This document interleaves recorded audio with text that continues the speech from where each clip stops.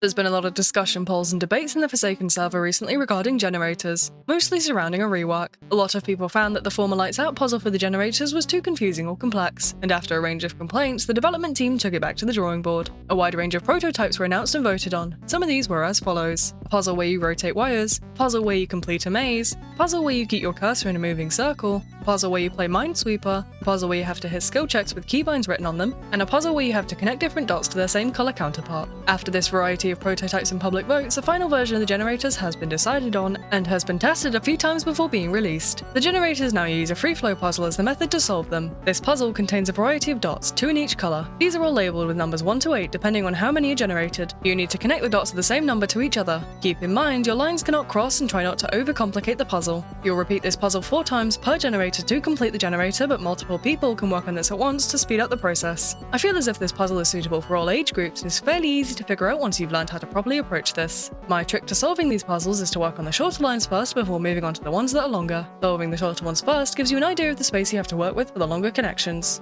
If you're really struggling with solving the puzzle, you could always also back out to refresh the puzzle. This rework to the generators has been added to all maps. Each map has 5 generators to complete and up to 3 people can work on each generator. Each puzzle completed adds 25% progress. Each completed puzzle takes away 3 seconds from the timer for a total of 12 per generator. This can be done 5 times for a total possibility of 60 seconds removed. I recommend watching your surroundings closely for the duration you're solving the generator, as well as listening for the killer, as sometimes they can sneak up on you without you knowing, leading to you winding up in a tough situation. You may find that killers will target you if they see you working on gens, and you have to be especially careful of killers that can hit you from a distance. For example, 1x's ranged moves or John Doe's spikes. Alongside the generator rework, a few other changes were added in 1.2.0.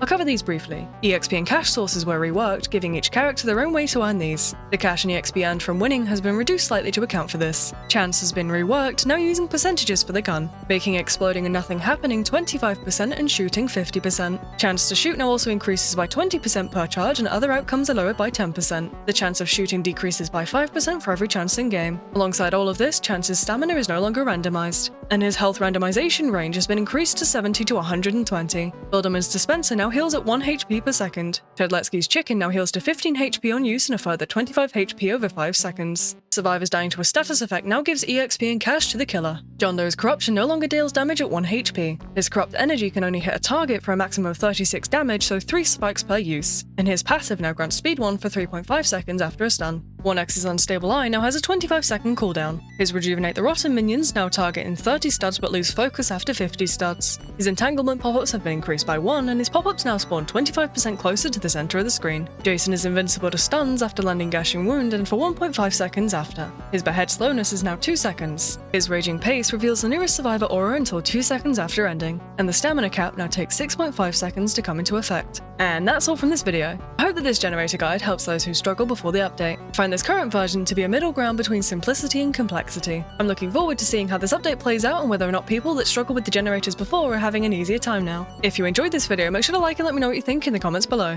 Remember to join my Discord to interact with the community, suggest future videos, ask questions, and so much more. Oftentimes I talk about content I plan on making in here or take polls with the community. So if you'd like to have your say, keep up with all things Forsaken, or just use our awesome stickers, you should consider joining us. That's all from me for now, and I'll see you guys next time.